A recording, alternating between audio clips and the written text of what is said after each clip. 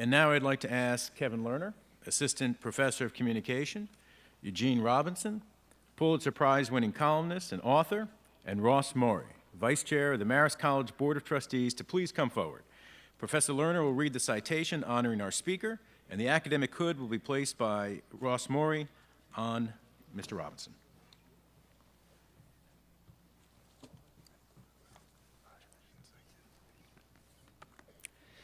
Eugene Robinson.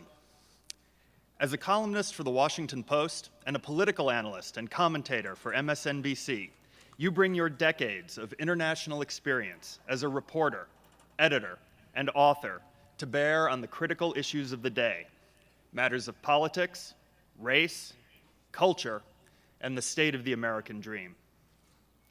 These topics were never more prominent for you, both personally and professionally, than during the 2008 presidential campaign, and your coverage of it through a series of thoughtful and heartfelt columns, which resulted in your being awarded a Pulitzer Prize for distinguished commentary.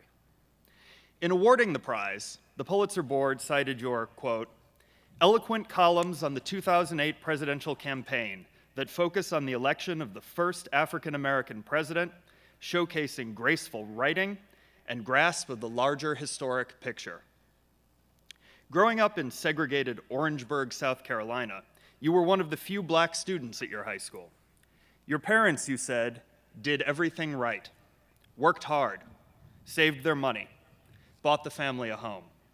And so, as you later recalled, the most memorable moment of that election season was being able to call your parents back in South Carolina on election night with the news that they had lived to see the election of the first black president. I thought of the sacrifices they made, you later wrote, and the struggles they endured so that my generation could climb higher. I felt so happy that they were here to savor this incredible moment. It was a confluence of the political, the professional, and the personal.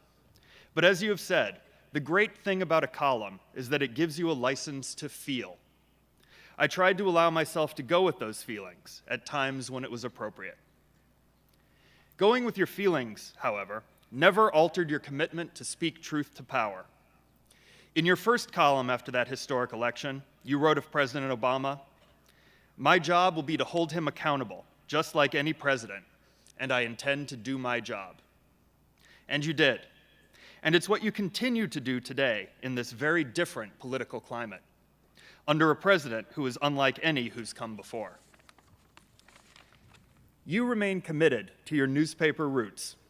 Your column is read in 262 newspapers. But you were also one of the first journalists to recognize the importance to the political debate of social media and cable news.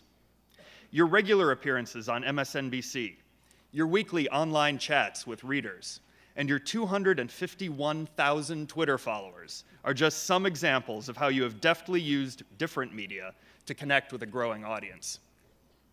You write and talk about the politics of the day, but you always keep the issues of ultimate importance clearly in view, the ends to which politics is supposed to be a means. Whether or not your audience agrees with your prescriptions, there is broad agreement on the accuracy of your diagnosis, that while race relations and the conditions of African Americans have improved considerably, much more remains to be done. That economic inequality needs more than lip service from politicians. That the American dream needs to be revitalized and made available to all.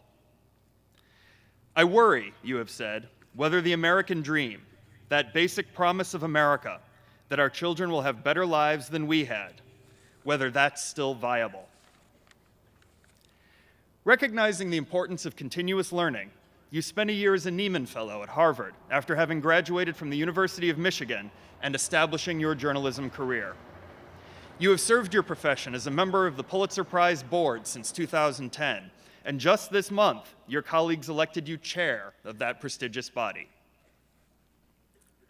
Eugene Robinson, in recognition of your accomplishments as journalist, author, and public intellectual, and for your embodiment of the principles of Marist College, the Board of Trustees proudly confers upon you the degree of Doctor of Humane Letters, honoris causa.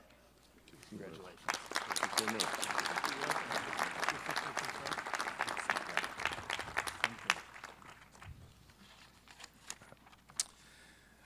By the powers vested in me by the Regents of the State of New York and the Board of Trustees of Marist College, I hereby bestow upon you the degree of Doctor of Humane Letters, honoris causa, with all the rights and privileges pertaining thereto.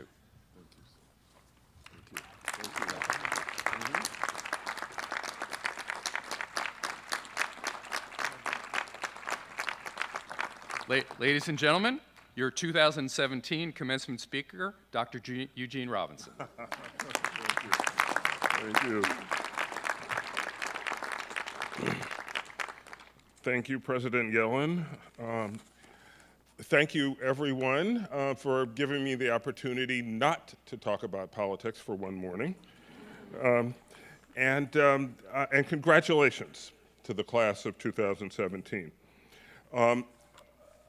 Many times, graduation speakers put a lot of pressure on the new graduates, and so I don't want to do that today. There's no pressure. The only thing I'm going to say we're counting on you to do is just to save the world. But what I mean by that is that I want you to save the world by defending truth, by defending knowledge, by defending fact. And although I am a political columnist, this really has nothing to do with politics. Liberal, conservative, progressive, radical, alt-right, whatever, it makes no difference. There is no body of human knowledge that can legitimately be called alternative facts. Those are, in reality, falsehoods. Yet, some say, thank you, some say we have entered a post-truth age. So how do we know what is true? Well, the degrees that you are about to receive say that you actually know the answer to that question. You already know it. We observe and record. We measure. We consult the historical record as vetted by those who are most expert in the field. We reach a consensus about what just happened. We can argue about why it happened. We can argue about what it means. But we do, and we must, come to a consensus about the event itself. At least that's what we used to do. But today, in the information age, we have the ability to shop around on the internet or on cable TV for whatever tailor-made facts we choose that fit our point of view. Inconvenient facts that may buttress somebody else's point of view are called fake. Did the unemployment rate just rise or fall this month? Is there more Arctic sea ice this summer or less? These answers, the answers to those questions should be, there should only be one answer.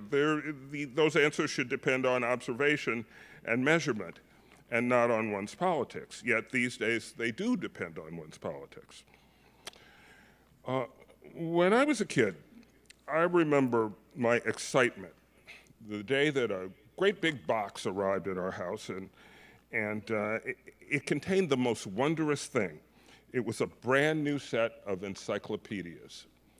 I guess that really dates me because I'm not sure any of you actually know what that is. It used to be like Wikipedia all printed out and put in binders, in book binding. So yeah, I was a kind of weird kid. I was very bookish. But these were the very, very best kind of books because they were just jam-packed full of knowledge. I would just sit there for hours and just read volume and volume of the World Book Encyclopedia. And, it turns out that some of that knowledge that I read when I was a kid was actually wrong. My brand new World Book Encyclopedias told me that there were 9 planets, period. That was it. There were just 9 planets. And that Pluto was the outermost planet. Now, we know, or we are told, that Pluto is not really a planet at all.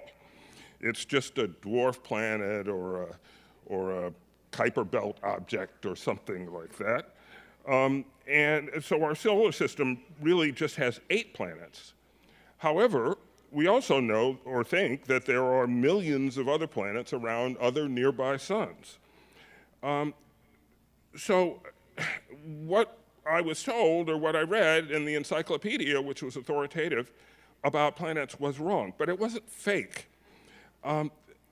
It was the consensus view of the community of astronomers who studied the heavens at the time. Now, better technology has since allowed us to make better observations, and the consensus truth has changed. But the fact that our understanding of truth and reality can change does not mean that truth is subjective. When my Washington Post colleagues and mentors, Bob Woodward and Carl Bernstein, were investigating the Watergate scandal, with every story, they had just one goal in mind.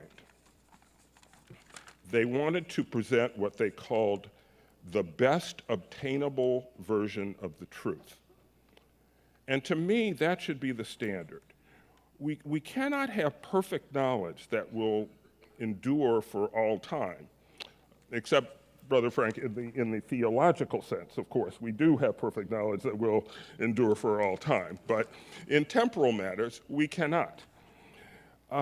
In human endeavors, we can only make a good faith effort to find the best obtainable version of truth and be faithful to it.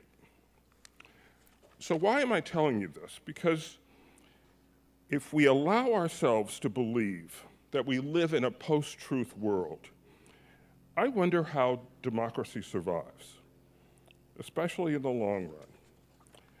Every single day I open Twitter, and these sort of faceless Twitter bots created probably by paid trolls somewhere or another, refute my columns with alternative facts that are based on photoshopped images and misattributed quotes and false histories, stuff that just isn't true or didn't happen. Now, I have a really thick skin, and I do mind the abuse, but it doesn't bother me that much.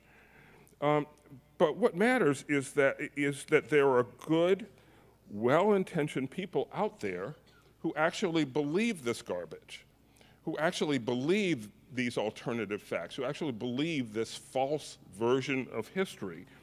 And the tragedy is that I can't even have a conversation with those people. Whether or not we agree, we could never reach agreement on any issue or any subject because we don't even agree what just happened. We can only talk past each other, and talking past each other, we get nowhere. So just pick the problem: economic stagnation, inequality, racism, the declining middle class, opioid addiction, climate change, nuclear proliferation. You guys are going to face all of this.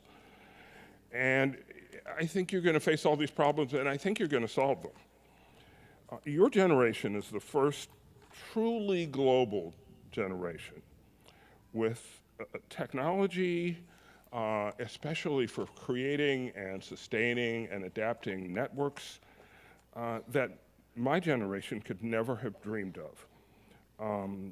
You are connected via the internet in ways around the world, in ways that no one in human history could have ever imagined.